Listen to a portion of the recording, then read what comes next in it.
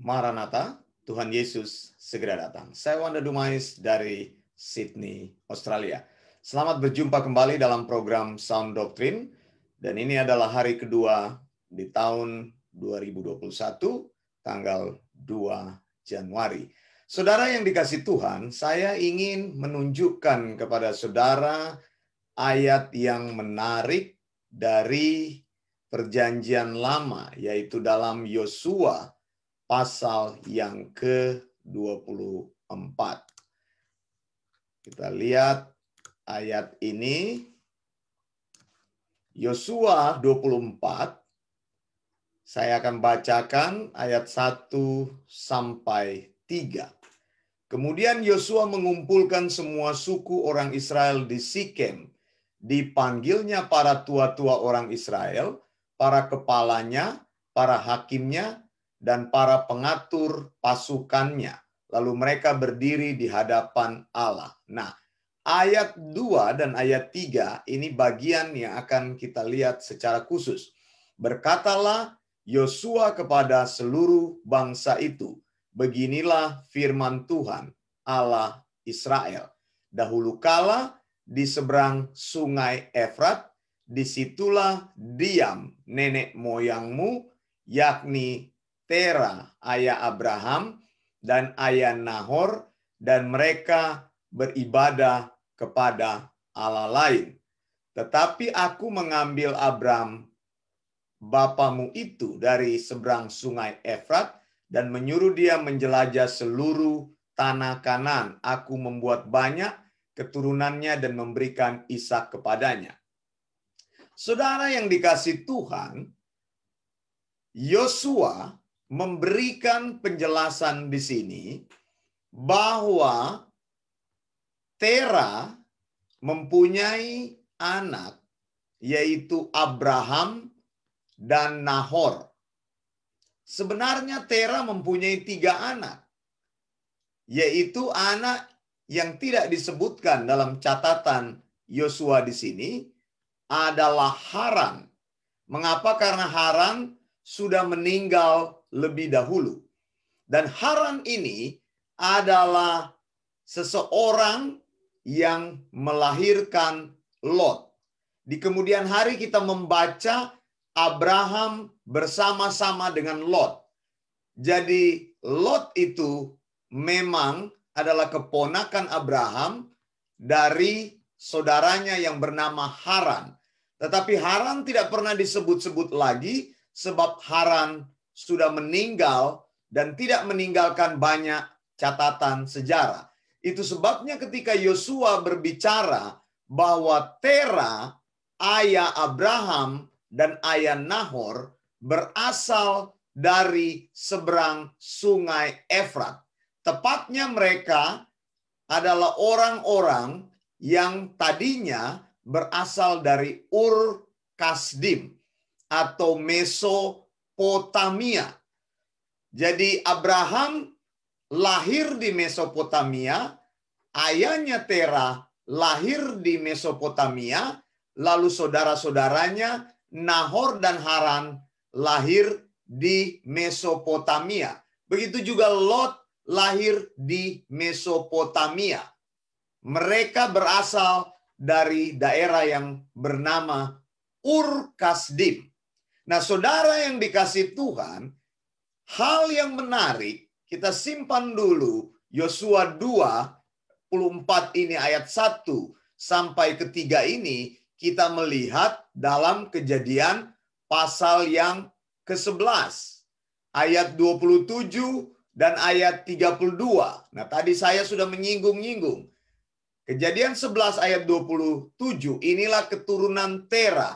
Tera memperanakan Abram, Nahor, dan Haran. Kemudian Haran memperanakan Lot. Nah, saudara yang dikasihi Tuhan, Tera ini sebenarnya adalah anak dari Nahor. Nahor ini adalah anak dari Serug. Serug ini anak dari Sem. Nah, saya perlu memberitahu sejarah-sejarah ini supaya kita tidak kehilangan kontak dengan silsilah-silsilah orang-orang para patriarkal itu di dalam Alkitab. orang-orang tokoh-tokoh prominent di dalam Alkitab.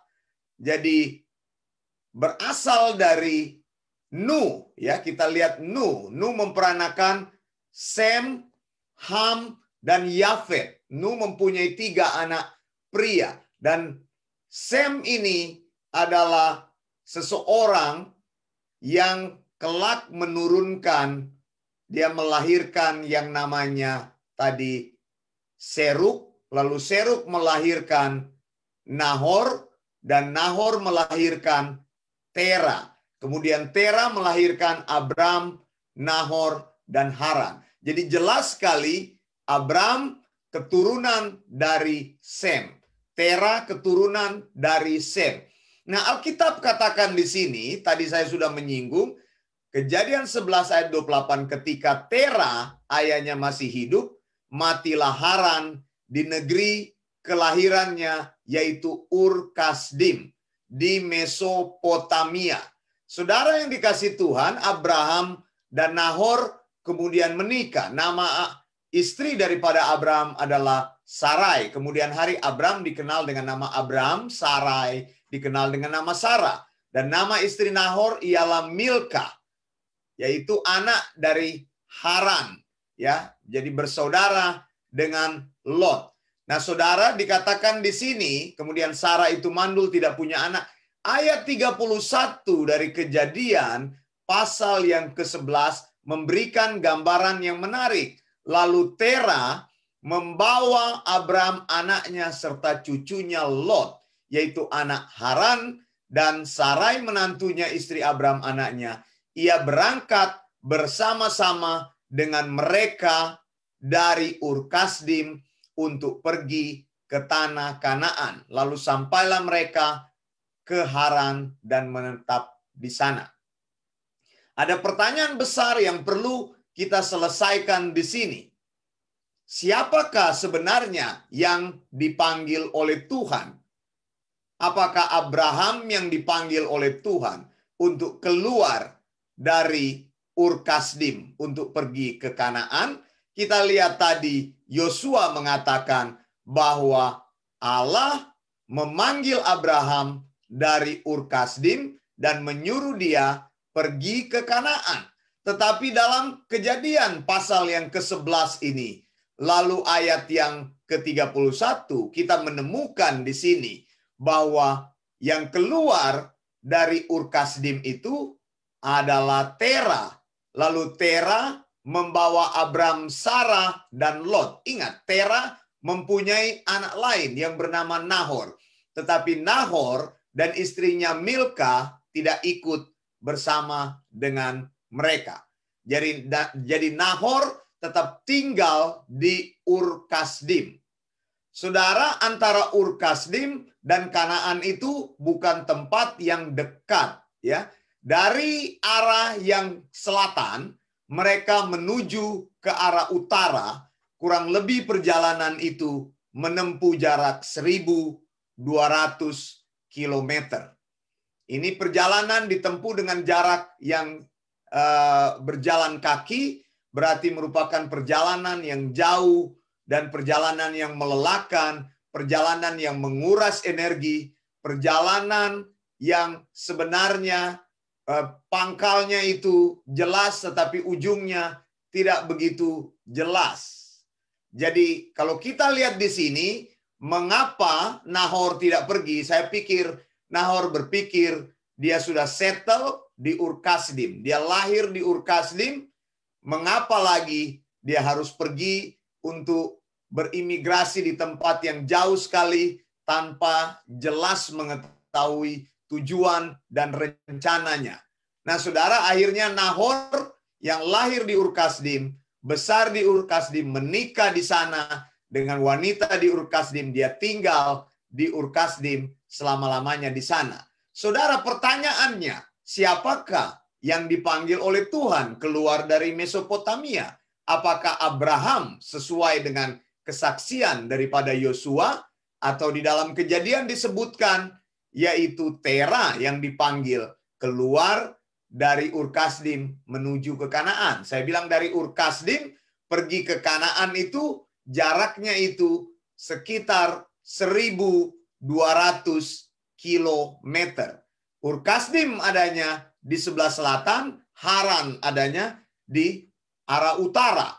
Nah, saudara yang dikasih Tuhan, saya perlu memberitahu juga keterangan ini, bahwa Ur Kasdim adalah satu daerah merupakan pusat penyembahan berhala. Mereka menyembah dewa bulan atau dewa Sin. Kalau kita melihat keterangan dari Yosua pasal yang ke-24, Yosua pasal 24 ayat 2 berkata bahwa Terah beribadah kepada Allah lain. Terah ini agamanya adalah politeistik. Politeistik ini menyembah kepada dewa dan dewi, menyembah kepada berhala-berhala, menyembah kepada benda-benda mati yang mereka jadikan berhala. Nah, Ur Kasdim adalah pusat penyembahan berhala. Ur Kasdim adalah sebuah daerah yang sangat subur sekali, di mana daerah itu menjadi daerah orang-orang menyembah kepada benda-benda yang mereka anggap sebagai Allah, yaitu menyembah berhala.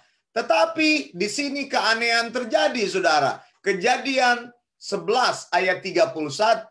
Mengapa Terah yang tinggal di Ur Kasdim? Terah adalah seorang penyembah berhala. Ur Kasdim adalah tempat pusat penyembahan berhala. Mengapa Terah pergi meninggalkan Ur Kasdim untuk menuju kepada tanah Kanaan? Sebuah hal yang patut kita pertanyakan. Apakah Terah juga mendapatkan panggilan Tuhan, atau apakah Terah juga dia karena hal-hal lain dia telah pindah atau memutuskan untuk pindah dari Ur Kasdim menuju kepada Kanaan? Nah, pertanyaan-pertanyaan ini menggayuti kita, saudara. Tapi Alkitab katakan, kita periksa tadi, Yosua katakan bahwa jelas panggilan Allah terjadi kepada Abraham. Jadi Abrahamlah yang mendapat panggilan Tuhan untuk keluar dari Ur Kasdim. Tetapi kita lihat dalam Kejadian 11 ayat 31 bahwa inisiatif untuk keluar dari Ur Kasdim berasal dari Terah. Alkitab katakan Terah yang membawa Abraham, membawa Sarah, membawa Lot untuk keluar dari Ur Kasdim dan pergi ke tanah Kanaan. Hal-hal ini perlu kita rekonsiliasi, perlu kita harmoniskan supaya kita mendapatkan kebenaran Alkitab yang harmonis. Bahwa Alkitab tidak pernah bertentangan satu dengan lainnya. Karena itu kita perlu memeriksa catatan-catatan Alkitab lainnya. Kejadian 15 ayat 7 menulis, lagi firman Tuhan kepadanya, akulah Tuhan yang membawa engkau keluar dari Ur Kasdim untuk memberikan negeri ini, yaitu Kanaan, kepadamu menjadi milikmu. Lalu kita lihat dalam catatan Alkitab selanjutnya, Nehemia 9 ayat 7, Alkitab berkata, engkaulah Tuhan Allah yang telah memilih Abram dan membawanya keluar dari Ur Kasdim dan memberikan kepadanya nama Abraham. Lalu ayat yang lain yang saya periksa adalah Kisah Para Rasul 7 ayat 2 sampai 4. Jawab Stefanus, hai saudara-saudara dan bapak-bapak, dengarkanlah, Allah yang maha mulia telah menampakkan dirinya kepada bapa leluhur kita Abraham ketika ia masih di Mesopotamia sebelum ia menetap di Haran. Jadi saya mau katakan kepada saudara, menurut kesaksian Alkitab, apa yang disampaikan oleh Sound Doctrine, bahwa panggilan yang Tuhan berikan bukan kepada Tera, tetapi panggilan yang Tuhan diberikan kepada Abram. Nah, mengapa saudara Tera bisa berubah dari seorang penyembah berhala menjadi seorang yang sanggup percaya kepada visi daripada Abraham untuk tinggalkan Ur Kasdim dan pergi ke Mesopotamia. Jadi saya mau katakan hal ini. Allah memanggil Abraham secara khusus dari tempat kelahirannya, dari tempat di mana dia dibesarkan, dari rumah orang tuanya, dari tempat di mana dia tinggal bersama dengan saudara-saudaranya, untuk keluar dari Ur Kasdim, memenuhi panggilan Tuhan, pergi ke Kanaan. Saudara, Tuhan memanggil Abraham bukan sekedar Abraham berimigrasi, tapi Tuhan memanggil Abraham mengeluarkan dia dari tempat yang penuh dengan berhala, mengeluarkan dia dari sebuah tempat yang penuh dengan atmosfer penyembahan berhala, untuk membawa dia ke tempat baru di mana dia bisa memproyeksikan imannya secara benar. Nah, saudara yang dikasihi Tuhan, tetapi di sini kita menemukan seseorang yang bernama Tera. Tera bukan hanya seorang penyembah berhala, tetapi Tera adalah ayah Abraham. Tentu ini menimbulkan konflik iman di dalam kehidupan mereka pada saat itu. Saya ingin merekonstruksi kisah ini untuk kita semua, supaya kita memahami pergulatan, pergumulan, dan usaha Abraham. Bagaimana Abraham meyakinkan seorang penyembah berhala yang hidup di tengah-tengah, di lingkungan pusat penyembahan berhala, untuk percaya kepada Allah yang hidup dan mendengar panggilan Allah untuk keluar dari Ur Kasdim menuju ke tanah Kanaan, dari Mesopotamia, keluar dari Mesopotamia, pergi ke Kanaan. Kanaan bukan sekedar tanah perjanjian, tetapi Kanaan berbicara tentang tempat yang baru, di mana Abraham bisa memproyeksikan imannya dengan benar. Nah, saudara, Abraham berhasil memanggil ayahnya, tetapi Abraham tidak berhasil meyakinkan Nahor, saudara laki-lakinya yang lain. Nahor seumur hidupnya tinggal di Mesopotamia bersama dengan istrinya Milka. Di kemudian hari kita akan tahu sejarah ini ketika Abraham memilihkan calon menantu atau istri untuk Ishak. Abraham menyuruh bujangnya untuk pulang. Anda bisa baca dalam Kejadian 24, engkau pulang ke negeri kelahiran saya, ke tanah kelahiran saya, ke Mesopotamia. Engkau cari istri untuk anak saya Ishak, carilah di tanah kelahiran saya. Tapi Abraham bilang, ingat baik-baik, engkau harus memanggil perempuan itu keluar dari tanah itu. Saya tidak mau anak saya justru tinggal di tanah itu. Lihat bagaimana komitmen Abraham ketika Abraham keluar dari Ur Kasdim. Memang betul-betul dia melupakan sama sekali Ur Kasdim itu.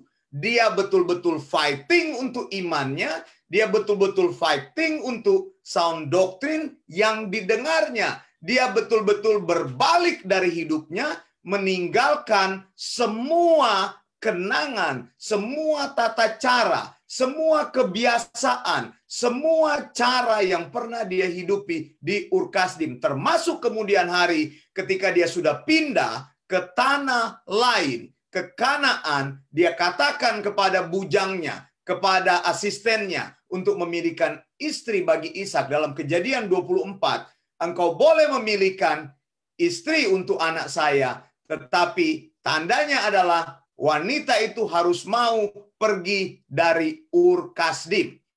Jadi Ur Kasdim ini meninggalkan catatan-catatan tersendiri bagi hidup Abraham. Saudara yang dikasihi Tuhan, itulah panggilan Tuhan kepada Abraham. Ketika Allah memanggil Abraham, maka totalitas hidupnya bergantung kepada panggilan Allah tersebut.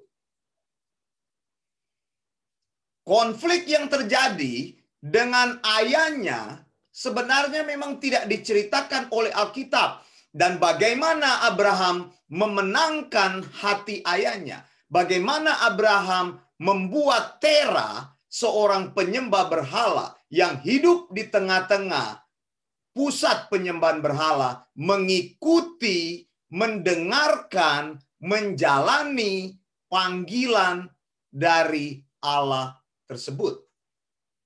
Jadi yang dipanggil oleh Allah, Allah berbicara dengan jelas ketika mereka ada di Mesopotamia itu bukan Tera.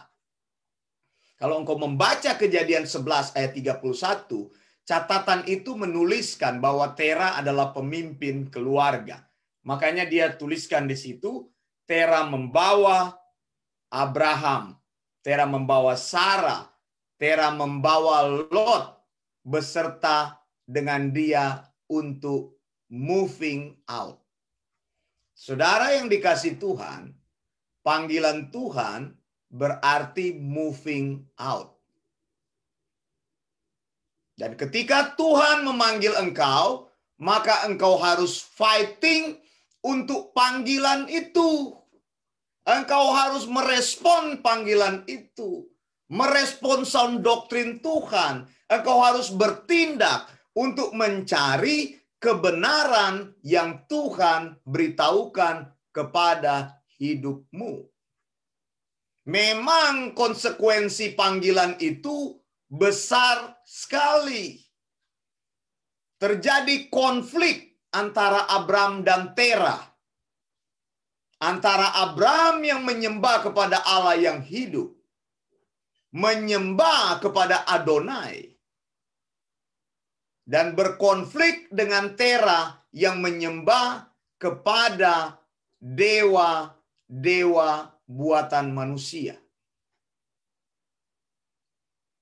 Abraham menunjukkan keteguhan imannya. Ketika Allah memanggil dia, dia memutuskan 100% hidupnya diberikan untuk Allah dan menjalani panggilan Allah seumur hidupnya. Kalau kita membaca di dalam Ibrani 11, penulis Ibrani menjelaskan dengan baik sekali, Abraham pergi memenuhi panggilan Tuhan tanpa tahu tempat yang dia tuju. Tuhan bicara Kanaan, tapi Tuhan tidak bicara tempat apa itu, di mana dia harus tinggal, apa yang harus dia lakukan. Tapi panggilan Tuhan yang pertama kepada Abraham adalah mengeluarkan Abraham dari tempat yang lama. Saudara, kita lihat dalam perjalanan imigrasi mereka bahwa akhirnya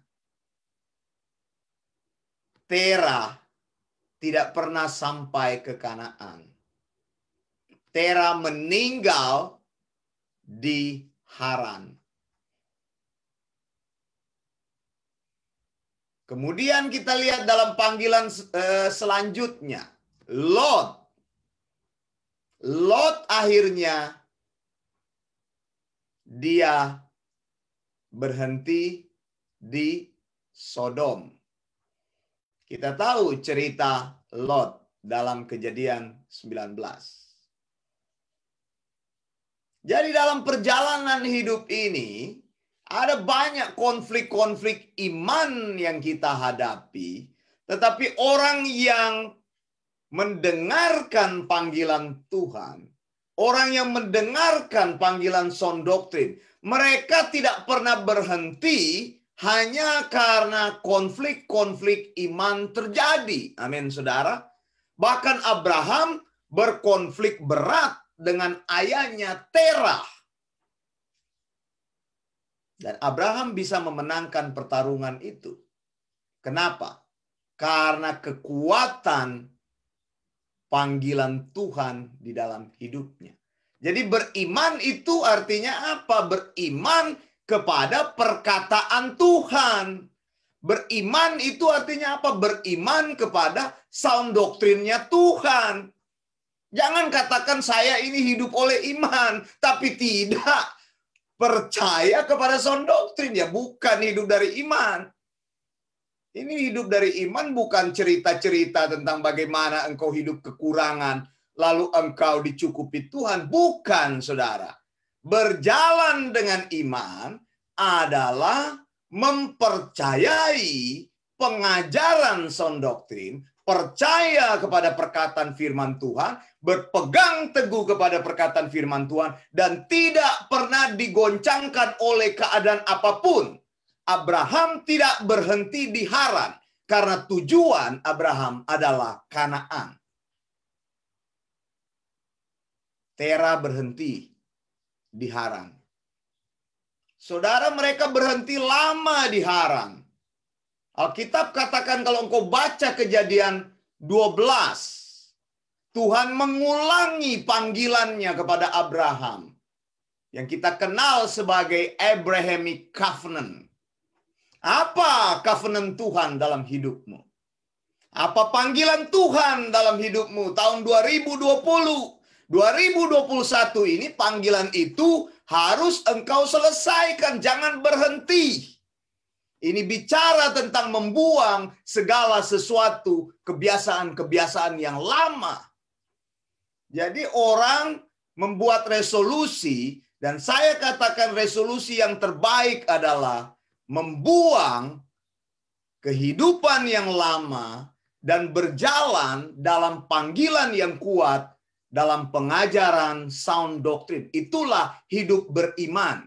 Engkau tidak tahu apa yang akan terjadi dengan kehidupanmu, tetapi engkau percaya bahwa Allah yang memanggilmu melalui firman-Nya adalah Allah yang setia.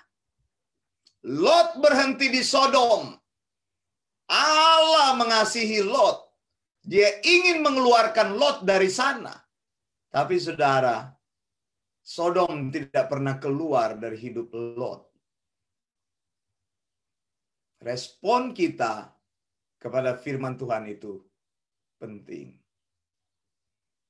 Jadi hidup beriman adalah hidup yang mempercayai pengajaran sound doktrin. Hidup dari sound doktrin, mempraktekkan sound doktrin, dan menjalani sound doktrin. Ada konflik-konflik iman yang akan terjadi, sama seperti Abraham bertemu dengan Terah. Tapi Abraham meyakinkan Terah, seorang penyembah berhala, untuk mempercayai janji Allah, mempercayai sound doktrin. Saya berdoa tahun 2021 ini kekuatan firman Tuhan, kepercayaanmu kepada firman Tuhan akan membawa engkau meyakinkan orang lain untuk meninggalkan kehidupan lamanya dan mempercayai janji Tuhan. Bahwa Tuhan mempunyai banyak persediaan bagi hidup kita. Saya Wanda Dumais dari Sydney, Australia. Sekali lagi, saya mau mengucapkan selamat memasuki tahun yang penuh berkat. Selamat memasuki tahun 2021. Dan ingatlah, percaya kepada sound doktrin dan jalani sound doktrin itu karena Tuhan memanggil kita kepada tujuannya yang benar. Saya Wanda Dumais dari Sydney mengucapkan Maranatha, Tuhan Yesus segera datang, Tuhan Yesus akan datang, Tuhan Yesus pasti datang. Blessings.